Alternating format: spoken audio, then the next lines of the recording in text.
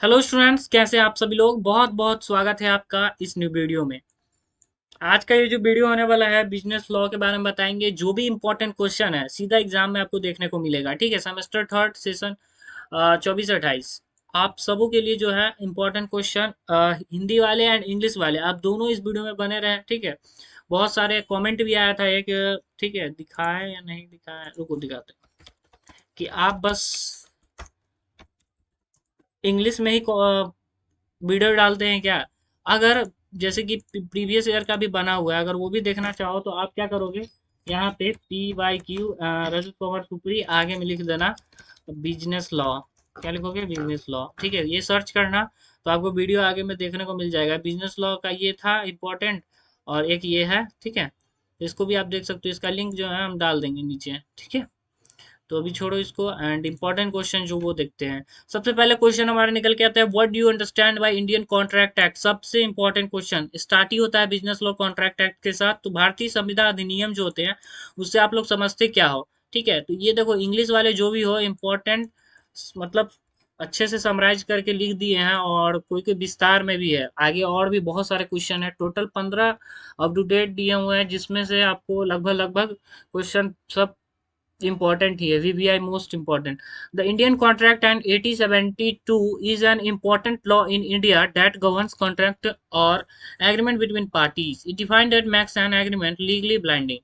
अगर हिंदी की बात करें तो भारत जो भारतीय संविधान अधिनियम है 1872 भारत का एक महत्वपूर्ण कानून है जो समझौते को नियंत्रित करता है। यह अधिनियम बताता है कि किन शर्तों के पूरा होने पर कोई समझौता कानूनी रूप से मान्य बनता है और उसे न्यायालय द्वारा लागू किया जा सकता है। ठीक है, एंड कॉन्ट्रैक्ट के बारे में पूछेगा तो इस अधिनियम के अनुसार जब दो या दो से अधिक पक्ष आपसी सहमति में से कार्य को करने या न करने का वादा करता है तो वह वादा कानून द्वारा लागू किया जा सकता है। उसे क्या कहते हैं, कॉन्ट्रैक्ट कहते हैं या संविदा कहते हैं। ठीक है, आगे अलग से हम भी फिर भी बना दिए हैं कि व्हाट इज कॉन्ट्रैक्ट एंड इसके तीन कैरेक्टरिस्टिक्स को बताना है। तो according to Indian contract 8072 contract जो होता है एग्रीमेंट होता है दो और दो से ज्यादा पार्टीज के बीच जो इनफोर्सिबल होता है लॉ के द्वारा। ठीक है, कानून के द्वारा।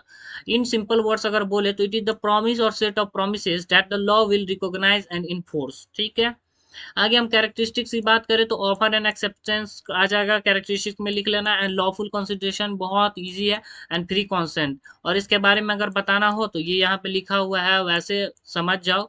लॉफुल कंसिडरेशन होगा क्या, तो उसके बारे में आप अपने ऑन वर्ड्स में भी लिख सकते हो, फ्री कंसेंट होगा क्या। ठीक है, तो यहाँ देखो हिंदी में इंडियन कॉन्ट्रैक्ट एक्ट 8072 के अनुसार जो संविदा होती है दो या दो से अधिक पक्षों के ऐसा समझौता है जो कानून द्वारा लागू किया जा सकता है। हो सकता है बैकग्राउंड में कहीं का साउंड आ रहा हो तो इग्नोर करना उसे, सीधा ध्यान आपको स्क्रीन पर होना चाहिए। एंड जो इम्पोर्टेंट क्वेश्चन है, क्वेश्चन बहुत ज्यादा है, बिना किसी देरी के साथ हम आगे बढ़ रहे हैं। आप बीच में रोक करके याद कर लेना, पढ़ लेना। ठीक है, अब है संविदा के तीन गुण बनाए यानी बताएं, यानी कॉन्ट्रैक्ट के थ्री जो कैरेक्टरिस्टिक बताए थे, प्रस्ताव और स्वीकृति, वैध प्रतिफल जो लॉफुल कंसिडरेशन होता है, एंड स्वतंत्र सहमति।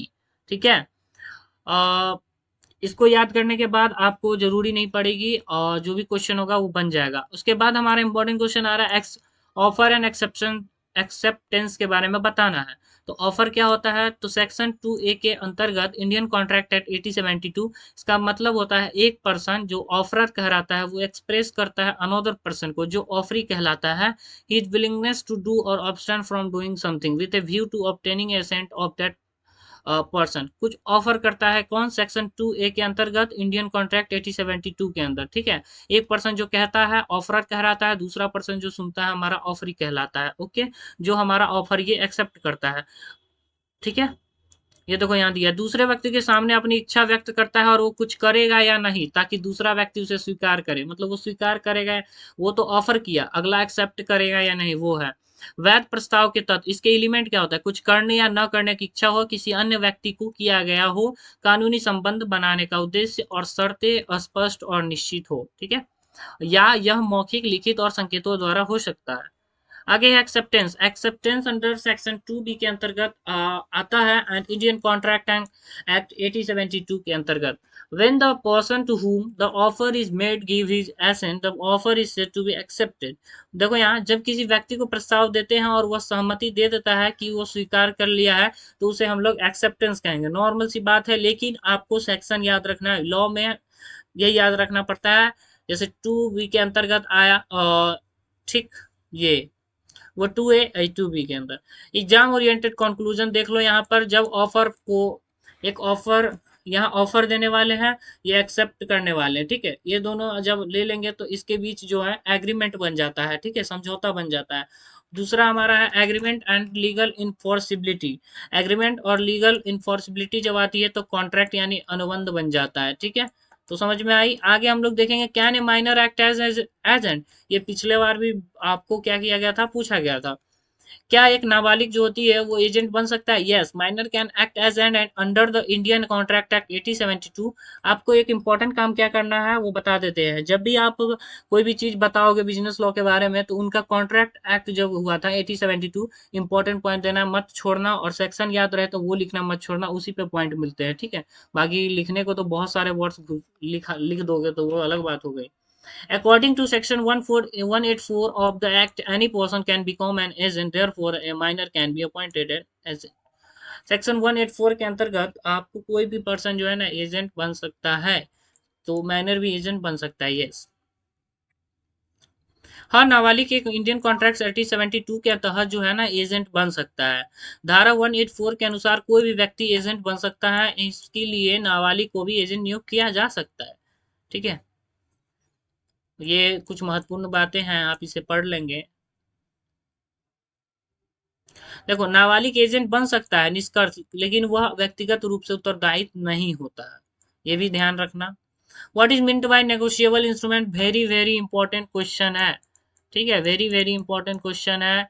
ये पूछता ही पूछता है। देखो, नेगोशिएबल इंस्ट्रूमेंट जो होता है वो रिटन डॉक्यूमेंट होता है which promises or order the payment of a specific amount of money to a certain people, person or to the bearer of instrument. It can be easily transferred from one person to another. एक written document होता है जो order या promise होता है कि दूसरा जो व्यक्ति है वो स्पेसिफिक अमाउंट आपको लौटाएगा, ठीक है, इंस्ट्रूमेंट के जैसे। जैसे कि आपको चेक हो गया, देखो होगा कहीं, ये रहा एग्जाम्पल में, चेक हो गया, बिल्स ऑफ एक्सचेंज हो गया, प्रॉमिसरी नोट हो गया, ठीक है। उसके बाद इसकी फीचर्स की अगर बात करें, पूछ लेगा कि इसका नेगोशिएबल इंस्ट्रूमेंट का फीचर क्या है, तो आप यहाँ बता दोगे फ्रीली ट्रांसफरेबल है, good title, it is in written, unconditional promise और ऑर्डर।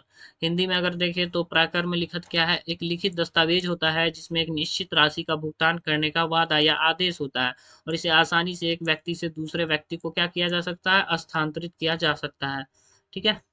विशेषता यहाँ है, ये आसानी से हस्तांतरित कर सकते हैं, अच्छा अधिकार मिलता है, प्राप्तकर्ता को यह लिखित रूप में होता है, इसमें बिना शर्त भुगतान का वादा या आदेश होता है। ये सब आप पढ़ लोगे, ठीक है। उदाहरण में चेक, विनिमय पत्र, प्रतिज्ञा पत्र लिख लोगे।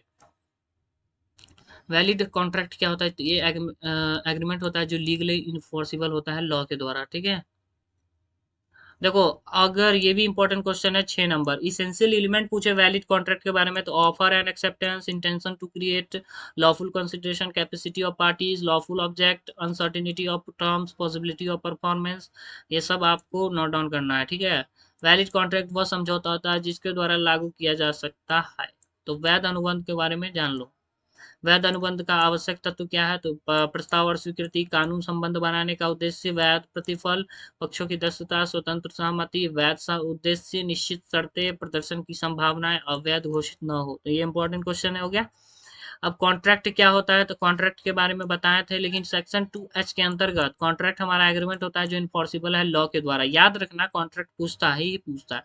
An agreement becomes N contract when, कोई एग्रीमेंट भी कॉन्ट्रैक्ट तब बनता है जब इन्फोर्सिबल बाय लॉ होता है तब। इसका मतलब पार्टी जो होता है ना can go to court seek remedies in case of एडवरीज।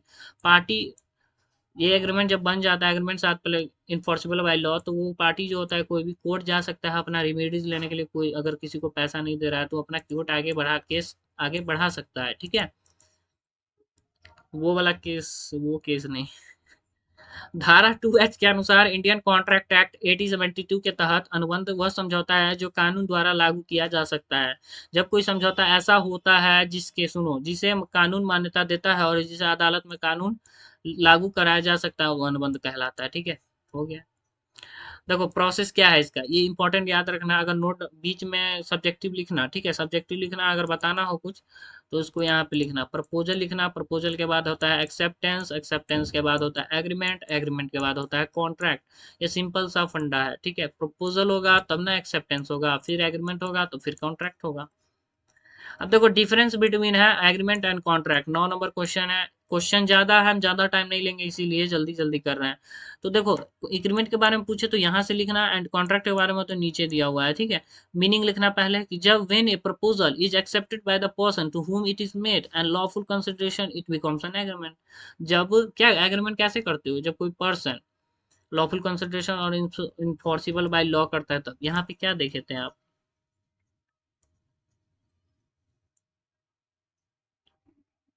देखो एग्रीमेंट और लीगल इन्फोर्सिबिलिटी होता है तो कॉन्ट्रैक्ट बनता है। ओके,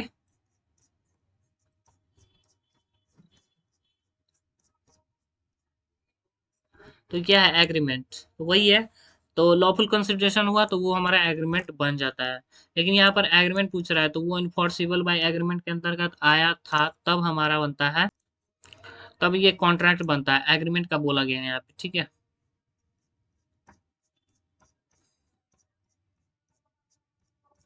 तो ये लिख लेना आप मीनिंग में, एंड इधर लिखोगे when an agreement become legally enforce. इसमें लिखना है जब एग्रीमेंट हमारा इन्फोर्सिबल बाय लॉ होता है तब कॉन्ट्रैक्ट बनता है।